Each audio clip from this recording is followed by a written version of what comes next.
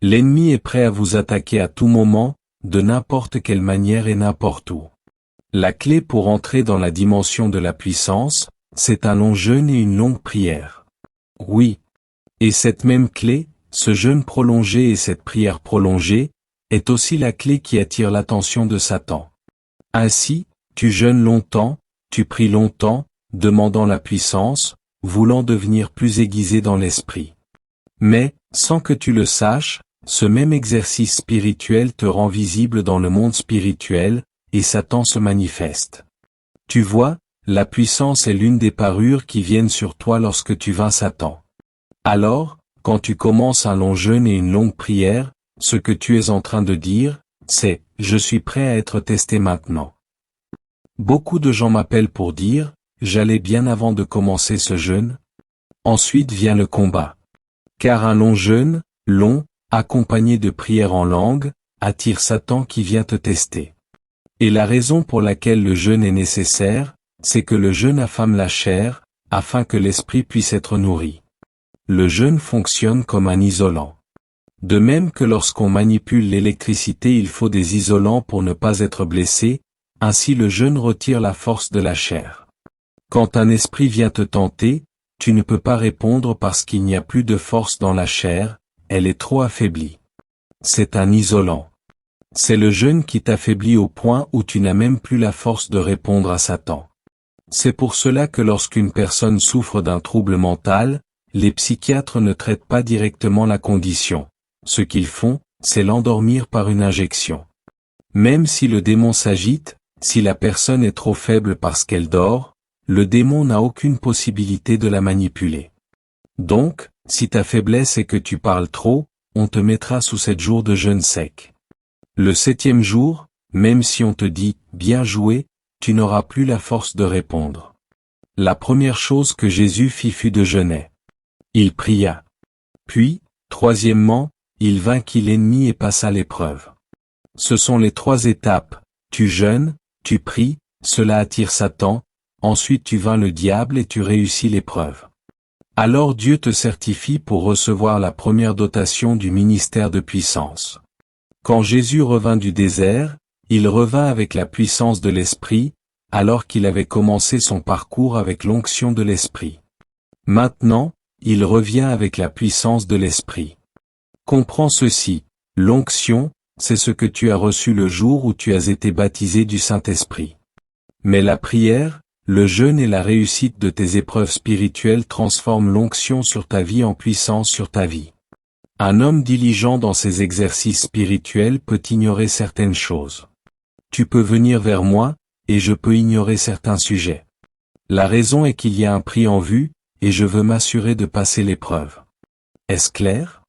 Revenons maintenant à ce que nous avons laissé hier. Nous avons dit, la puissance est fondée sur le don, l'autorité est fondée sur la relation. J'ai dit, la puissance est bruyante, mais l'autorité est judiciaire. Troisièmement, la puissance est fondée sur l'aptitude. Même en physique de base, la capacité d'accomplir un travail est la définition de la puissance. Ainsi, la puissance est fondée sur l'aptitude, l'habilité, elle est orientée vers la performance.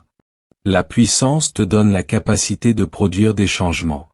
S'il y a un homme de puissance dans une pièce, par les aptitudes que donne la puissance, il peut provoquer certains changements. Nous étions à l'hôpital pour visiter quelqu'un qui nous était cher. Mais lorsque le Saint-Esprit visita la pièce, il ne pointa pas vers la personne que nous étions venus voir. Le Saint-Esprit désignait quelqu'un d'autre.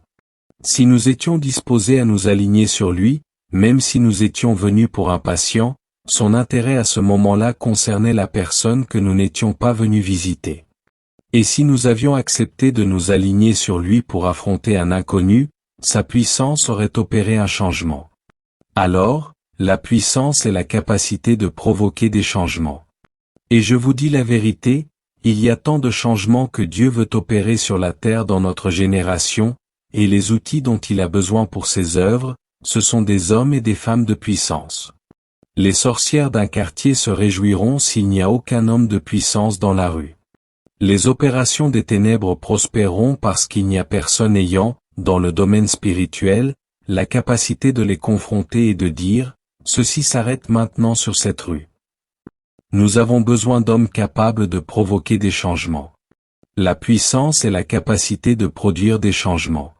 Psaume 78 verset 26, il fit souffler un vent dès dans les cieux, et par sa puissance, il fit venir le vent du midi. Par sa puissance, il y a beaucoup de choses que tu peux faire venir. C'est une question d'aptitude. Chaque fois que tu lis des écritures qui parlent de puissance, c'est l'aptitude qui est mise en avant. Et Dieu ne veut pas que nous soyons impuissants face aux situations. Il ne veut pas que nous soyons sans capacité devant les circonstances. Alors il nous équipe de puissance. Imagine cette grande mission qu'il nous a donnée. Allez dans le monde entier et faites des disciples de toutes les nations. Celui qui croit et qui est baptisé sera sauvé, celui qui ne croit pas sera condamné. Et voici les signes qui accompagneront ceux qui croient. Dieu veut que nous soyons des hommes de capacité. Il dit qu'il existe des capacités, des signes, des manières par lesquelles on reconnaît les disciples de Jésus. Nous avons la capacité de chasser les démons, c'est de la puissance. La puissance est fondée sur l'aptitude, mais l'autorité est fondée sur la légitimité. Venez avec moi dans le livre de Matthieu chapitre 21 verset 23. Si j'ai le temps d'expliquer davantage, je vous conduirai ensuite à Matthieu chapitre 7 pour en tirer un ou deux éléments. Lorsqu'il entra dans le temple, les principaux sacrificateurs et les anciens du peuple vinrent à lui pendant qu'il enseignait, et lui dirent, « Par quelle autorité fais-tu ces choses ? Et qui t'a donné cette autorité ?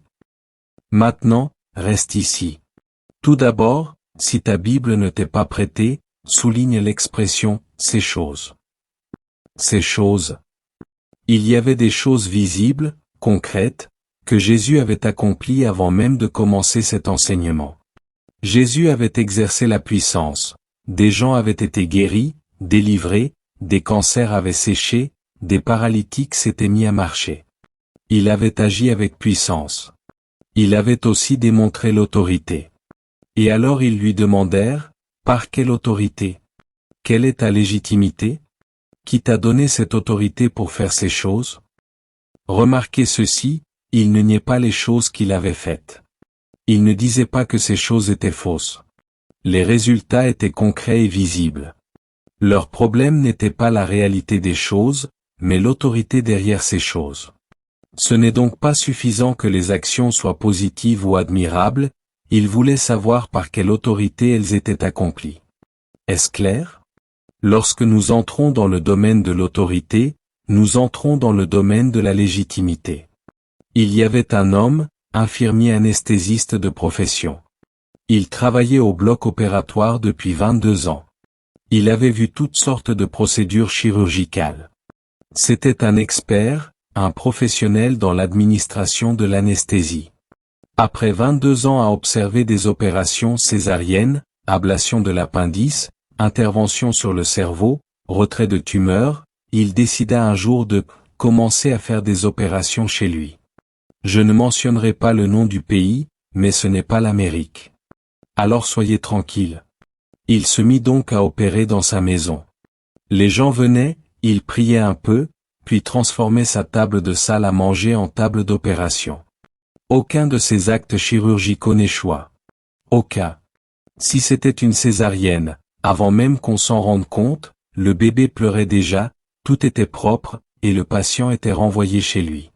Quelqu'un souffrait d'une appendicite, confirmé par un radiologue, la personne venait chez lui, et sa table de salle à manger devenait son bloc opératoire. Un à un, il achetait l'équipement nécessaire pour son activité chirurgicale. Et il était devenu, en pratique, un véritable chirurgien.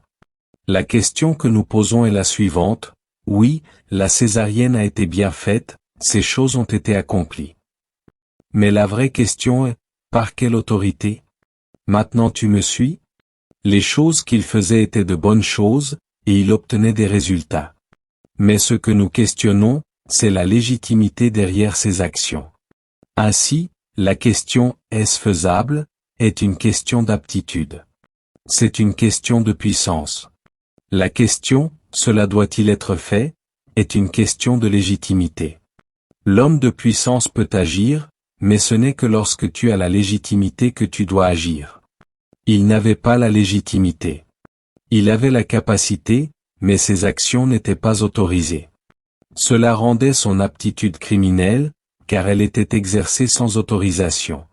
Quelqu'un peut donc posséder une capacité, mais faute de légitimité, cette capacité devient illégale.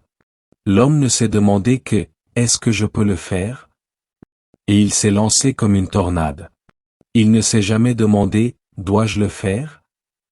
Venez avec moi dans Matthieu chapitre 7, à partir du verset 21. L'autorité parle de légitimité, la puissance parle de capacité. Matthieu chapitre 7 verset 21 dit, « Ce ne sont pas tous ceux qui me disent, Seigneur, Seigneur, qui entreront dans le royaume des cieux. » Maintenant reste avec moi. Je ne veux pas entrer dans un voyage théologique ce soir, mais le livre de Matthieu est le livre du royaume. Pourquoi ? Parce que l'accent du livre de Matthieu, c'est le royaume. Dans ce livre, 33 fois, on trouve une expression qu'on ne retrouve dans aucun autre livre de la Bible, le royaume des cieux. Cette expression est propre à Matthieu, et elle apparaît 33 fois. Dans le livre de Matthieu, Jésus est présenté comme un roi. C'est donc le livre du royaume, qui nous montre comment vivent les hommes soumis au gouvernement de Dieu. Ils sont distincts des autres puisqu'une dimension de gouvernement divin repose sur eux. Quand tu les places parmi d'autres, ils ne se fondent pas dans la foule, car ils sont gouvernés depuis le 3e ciel. Jésus prit donc le temps de révéler le concept du royaume des cieux. Ce concept signifie que lorsque les cœurs des hommes sont conquis par Dieu, Dieu installe sa tour de commandement dans leur cœur, et il dirige leur vie depuis son trône. Ainsi, dans Matthieu, on nous montre comment reconnaître les hommes gouvernés depuis le ciel. C'est la raison pour laquelle Matthieu chapitre 5, chapitre 6 et chapitre 7 existent, pour fournir les preuves qui permettent d'identifier ceux qui vivent sous le gouvernement divin. Alors, Jésus dit, « Ce ne sont pas tous ceux qui me disent, Seigneur, Seigneur, qui entreront dans le royaume des cieux, mais celui qui fait la volonté de mon Père qui est dans les cieux. » Plusieurs me diront en ce jour-là, « Seigneur, Seigneur, n'avons-nous pas prophétisé en ton nom? N'avons-nous pas chassé des démons en ton nom? Et n'avons-nous pas fait beaucoup de miracles en ton nom? » Et je leur dirai ouvertement, « Je ne vous ai jamais connus, retirez-vous de moi, vous qui commettez l'iniquité. » Reste avec moi. Dans ce passage, Jésus ne nie pas les actions de ces gens. Ils prophétisaient réellement. Ils chassaient vraiment les démons. Ils accomplissaient effectivement de nombreux miracles. Le problème n'était pas leur aptitude. Il n'a pas dit, « Ce que vous avez fait est faux. » Non. Leur capacité était réelle. C'est donc une affaire de puissance, d'aptitude. Mais Jésus dit, « Je ne vous ai jamais connu. » C'est une question de relation. Or la relation est le fondement de l'autorité. C'est la relation qui établit la légitimité. Ils avaient la capacité, mais ils n'avaient pas la relation qui donne le mandat légal. Il dit, « Je ne vous ai jamais connu, retirez-vous de moi, vous qui commettez l'iniquité. » Que signifie « iniquité » ici? Cela signifie « agir sans loi, exercer une capacité sans être envoyé, fonctionner sans autorisation. » Leur aptitude devenait inique parce qu'elle manquait de légitimité. Ainsi, quelqu'un peut prophétiser, chasser les démons, accomplir des miracles et pourtant, devant Dieu, être jugé comme un criminel spirituel, car il fonctionne sans autorité. Voilà pourquoi nous devons comprendre la différence entre la puissance, aptitude, et l'autorité, légitimité. Tu peux avoir la capacité d'agir, mais tu n'as pas le droit d'agir tant que l'autorité ne t'a pas été conférée. Jésus veut que nous comprenions que dans le royaume, on ne reconnaît pas seulement ce que tu es capable de faire, mais si tu as reçu l'ordre de le faire. Le royaume des cieux fonctionne sur un principe, Dieu gouverne. Ces sujets n'agissent pas selon ce qu'ils peuvent faire, mais selon ce qu'ils sont autorisés à faire. Un homme peut être très performant spirituellement, mais s'il n'est pas gouverné par Dieu, il agit en dehors de la loi du royaume. Et contrairement à nous, Dieu ne juge pas sur les résultats, mais sur l'obéissance, la légitimité, et la conformité à son gouvernement. C'est pourquoi Jésus dit, « Celui qui fait la volonté de mon Père ». La volonté du Père est le fondement de la légitimité. Tout ce qui est accompli en dehors de la volonté du Père, même si c'est spectaculaire, est considéré comme illégal dans le royaume. Il est donc possible d'avoir la puissance mais de manquer l'autorité. Et c'est ce que Jésus expose ici. Dans le royaume, la question principale n'est pas « As-tu la capacité ?», mais « Agis-tu sous mandat ? Es-tu envoyé ? Es-tu gouverné ?» Le royaume des cieux est un système où les hommes sont dirigés depuis le trône de Dieu. Ils deviennent les agents de son gouvernement sur la terre. Et Matthieu chapitre 5, chapitre 6 et chapitre 7 sont une description de la manière dont ces hommes fonctionnent. Leur caractère, leur conduite, leur obéissance, leur dépendance, leur légitimité. Dans le livre de Matthieu, Jésus prend donc le temps de nous montrer ce que signifie être gouverné par Dieu. Il nous montre le caractère de ceux qui appartiennent au royaume, leurs attitudes, leurs comportements, leurs priorités. Il nous montre comment ils agissent, comment ils réagissent, comment ils discernent, comment ils parlent, comment ils se positionnent. Toutes ces choses constituent les preuves visibles qu'ils sont véritablement soumis au gouvernement divin. Et c'est dans ce cadre que Jésus aborde la question de la légitimité. Il montre que certains hommes possèdent des capacités spirituelles, mais qu'ils ne sont pas reconnus dans le royaume parce qu'ils ne sont pas gouvernés. Ils ont la puissance, mais ils n'ont pas l'autorité. Ils ont l'aptitude, mais ils n'ont pas la légitimité. Jésus explique que, finalement, ce qui détermine ton appartenance au royaume n'est pas ce que tu peux faire, mais ce que tu es autorisé à faire. Ce n'est pas ce que tu accomplis par ton propre zèle, mais ce que tu accomplis dans l'obéissance.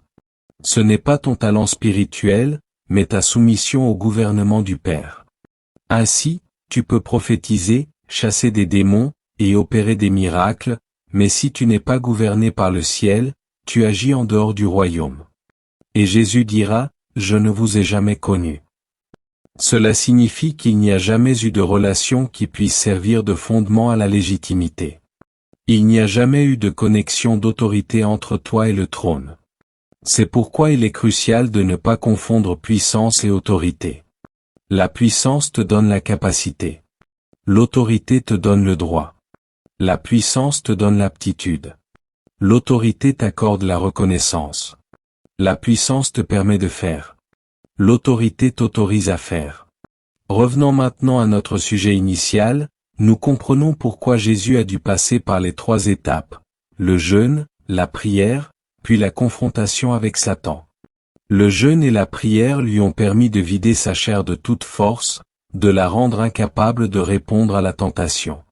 Et la confrontation lui a permis de vaincre l'ennemi et de démontrer sa légitimité. Une fois qu'il eut vaincu Satan, Dieu put lui confier la puissance du royaume. Au départ, Jésus avait l'onction. Mais après le jeûne, la prière et l'épreuve, l'onction devint puissance. Il entra dans le désert avec l'onction de l'Esprit, il en revint avec la puissance de l'Esprit.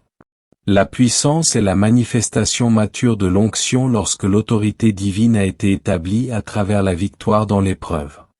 Et cela nous enseigne que la croissance spirituelle ne vient pas seulement de la prière ou du jeûne, mais du fait que nous passons les tests que ces disciplines attirent. Car lorsque tu pries beaucoup et que tu jeûnes longtemps, tu deviens visible dans le monde spirituel. Cette visibilité attire Satan. Et cette confrontation devient l'examen que tu dois réussir pour que Dieu augmente ton pouvoir. Ainsi, un homme sérieux dans ses disciplines spirituelles saura ignorer certaines provocations et distractions. Car il sait qu'un test est en cours. Il sait que sa victoire dans l'épreuve lui donnera accès à une nouvelle mesure de puissance spirituelle. Il apprend alors à ne pas réagir à tout, à ne pas répondre à tout, à ne pas se laisser entraîner dans les conflits inutiles. Car il sait que la chair doit être affamée pour que l'esprit soit rempli.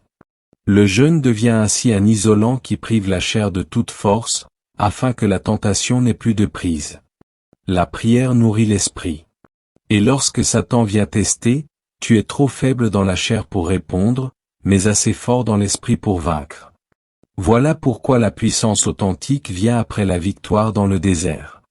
Et voilà pourquoi il ne suffit pas d'avoir des dons spirituels, ils doivent être légitimés par une relation authentique avec le Père et une vie gouvernée par son royaume. Ainsi, dans le livre de Matthieu, Jésus nous donne des critères clairs permettant d'identifier ceux qui sont véritablement gouvernés par Dieu. Il nous montre qu'ils se distinguent par leur obéissance, leur alignement, leur façon de répondre à la volonté du Père. Et il nous montre qu'il existe une différence profonde entre la puissance et l'autorité. La puissance réside dans la capacité, l'autorité réside dans la légitimité. C'est pour cette raison que l'Écriture insiste sur le fait que la puissance est orientée vers la performance, tandis que l'autorité est fondée sur la reconnaissance officielle. La puissance permet d'accomplir des œuvres, l'autorité valide ces œuvres devant le royaume. Et Jésus souligne que ceux qui viendront à lui en disant « Seigneur, Seigneur, n'avons-nous pas prophétisé en ton nom? N'avons-nous pas fait beaucoup de miracles en ton nom ?» seront rejetés non pas parce qu'ils n'avaient pas la capacité, mais parce qu'ils n'avaient pas été mandatés. Ils n'avaient pas été reconnus par le ciel. Leur action, pourtant réelle et efficace, était illégale, parce qu'elle ne procédait pas d'une relation authentique avec Dieu. Ainsi, c'est le gouvernement du Père qui établit l'autorité. La capacité sans légitimité est iniquité. Les œuvres sans mandat deviennent illégales dans le royaume. Et la puissance sans relation devient dangereuse, non seulement pour l'homme lui-même, mais aussi pour ceux qui le suivent. Revenons maintenant sur le contraste entre puissance et autorité. La puissance est bruyante, elle attire l'attention, elle manifeste des signes, elle crée des effets visibles. L'autorité, elle, est judiciaire, elle émane d'une reconnaissance, d'un mandat, d'un droit. L'une s'exprime dans l'action, l'autre s'exprime dans la légalité. Lorsque Jésus opéra des miracles dans le temple, les chefs religieux ne contestèrent pas les œuvres. Ils reconnurent les guérisons, les délivrances, les démonstrations de puissance. Leur seule question fut, par quelle autorité fais-tu ces choses? Qui t'a donné cette autorité pour accomplir cela? Ils ne niaient pas les résultats, ils questionnaient la légitimité. Et Jésus, dans Matthieu chapitre 7, montre que le même principe s'applique à quiconque agit en son nom. Le royaume n'est pas un domaine où l'on agit parce qu'on en a la capacité. C'est un domaine où l'on agit parce qu'on a été envoyé. La relation avec le Père est la fondation de la légitimité spirituelle. C'est elle qui fait qu'un acte, même puissant, même miraculeux, est approuvé ou rejeté. C'est pour cela que l'on peut rencontrer des individus qui possèdent des dons authentiques, mais qui ne sont pas reconnus par le royaume. Leurs œuvres produisent des résultats, mais sans cadre légal, ces œuvres deviennent inéquitables. Et cela explique pourquoi certains peuvent accomplir des miracles et pourtant être déclarés « Je ne vous ai jamais connu ». Ce passage des Écritures est une invitation profonde à réexaminer notre rapport à la puissance. Non pas pour la diminuer, car la puissance est nécessaire, mais pour la placer dans son cadre, l'autorité divine, fondée sur la relation avec le Père. Car c'est le gouvernement du ciel, installé dans le cœur de l'homme, qui donne la reconnaissance, la légitimité, et le droit d'agir. C'est ce gouvernement qui distingue un serviteur véritable d'un opérateur spirituel illégal. C'est ce gouvernement qui qualifie un homme pour être un agent du royaume sur la terre. Voilà pourquoi Jésus a insisté sur le jeûne, la prière et l'épreuve.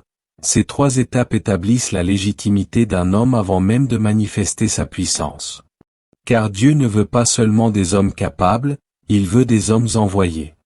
Ainsi, dans Matthieu chapitre 5, chapitre 6 et chapitre 7, Jésus nous fournit les éléments qui permettent d'identifier ceux qui sont véritablement gouvernés par le ciel. Il montre comment ces hommes se distinguent des autres, comment ils vivent sous l'influence directe de Dieu, comment leur caractère et leurs actions reflètent le gouvernement divin. Ce sont des hommes et des femmes sur lesquels on perçoit l'empreinte du royaume, une marque qui les sépare de la multitude. Ces enseignements montrent que le royaume des cieux est un système dans lequel Dieu établit son trône dans le cœur de l'homme. Il dirige ses pensées, ses décisions, ses actions. Et lorsque quelqu'un agit réellement sous ce gouvernement, ce n'est pas seulement la puissance qui se manifeste, mais aussi la légitimité et l'autorité. Ainsi, pour reconnaître ceux qui appartiennent réellement au royaume, il ne suffit pas d'observer les manifestations de puissance. Il faut discerner la relation qui les relie au Père. La puissance seule peut être imitée, ou exercée sans mandat, mais l'autorité ne peut être contrefaite. Elle découle exclusivement d'une relation authentique avec Dieu, d'une vie gouvernée par sa volonté. Et lorsque Jésus dit, « Ce ne sont pas tous ceux qui me disent, Seigneur, Seigneur, qui entreront dans le royaume des cieux », il révèle que l'accès au royaume n'est pas basé sur la performance spirituelle, mais sur la conformité à la volonté du Père.